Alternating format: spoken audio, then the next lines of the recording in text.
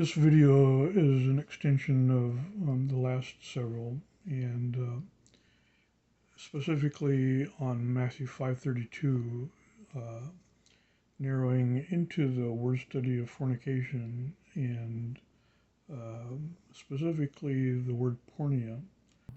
As you can see, I pulled up Bible Hub, the word study being porneia, which is the New Testament study, one of the words for fornication.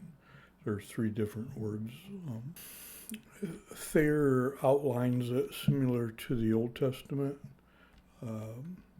in that there's a sexual division and a figurative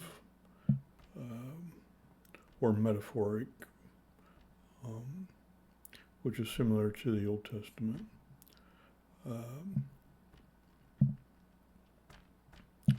So it's defined as properly, which is a unique word that means correctly or satisfactorily defined, which of course satisfactorily is a unique standard for biblical defining, but anyway. Of illicit sexual intercourse in general. The illicit is defined as not permitted by law or forbidden or improper. The not permitted by law has, of course, the law of the land, but since we're talking Bible, we'll stick to the biblical law. And the biblical law had 613 laws of Moses that is generally agreed upon as having been done away with by Christ and clarified and narrowed into the law as the Ten Commandments. And so illicit becomes an analysis of how that pertains to the breaking of the Ten Commandments, as for example. Might include more, but for sure that.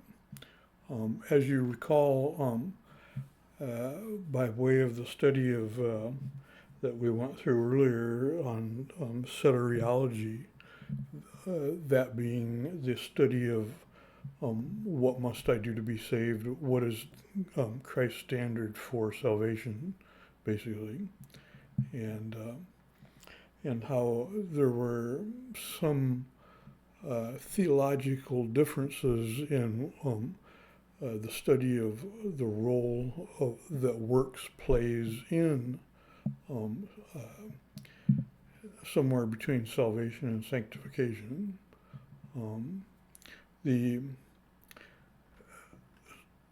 So you can refresh yourself on that while looking at what it says here.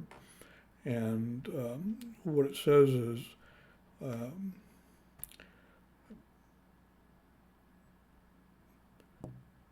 that this meaning must be adopted. In the adopting, you adopt illicit sexual intercourse in general as the meaning to fornication, one of the meanings. That has to be adopted because of the uniqueness of Paul's definition in relation to we are no longer under the law. So if you're going to start bringing law into it, you have to cancel what Paul says about not being under the law. But if we're not going to cancel it, then we're going to put that in the face of people that want to address fornication. Is it can't have it both ways? Are we under the law or not under the law? So one way of looking at it is that if you've been guided by the counsel of 1 Corinthians 6:12, this is Paul quote that says all things are lawful unto me, because we're not under the law, so all things are lawful. Although not all things are expedient to me, meaning not necessarily wise, just because it's not against the law, spiritual law, biblical law. All things are lawful for me, but I will not be brought under the power of any.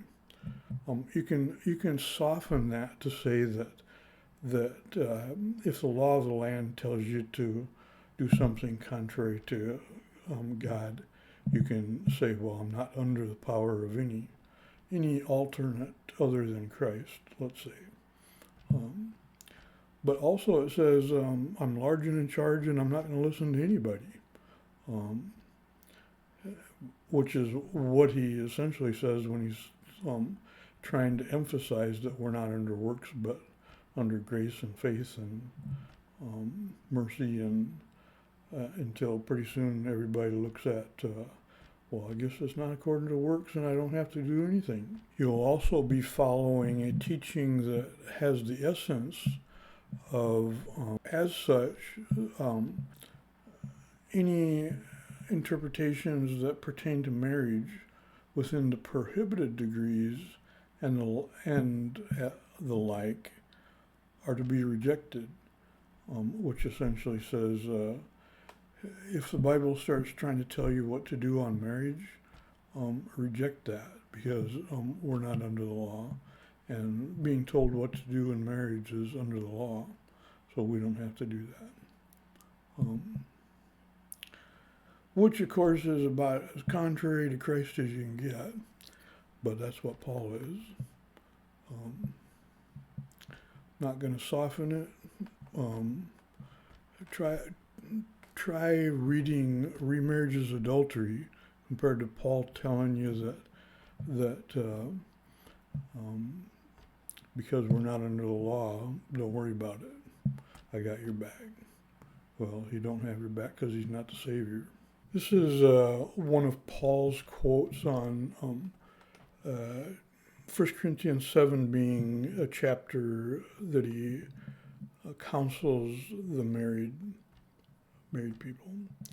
The wife is bound by the law as long as her husband liveth, which is interesting that it's by the law. But if her husband be dead, she is at liberty to be married to whom she will, only in the Lord. But if her husband be dead, when I turn to Thayer to define what dead means, most people would say, well, that's a pretty stupid question. But Thayer defines under the law as him escaping by way of a defining right here that says, well, here's 1 Corinthians 7:39, that says, metaphorically and euphemistically equivalent to die. There's no equivalent to dead except dead, unless you're talking spiritual death. Then there's a metaphoric death. And so if you're supposed to be a sinner under sin, you can say, well, that gives me liberty to marry, because thanks be to Paul, we're not cursed by the law. We're at liberty to marry who we will, and boy, will we.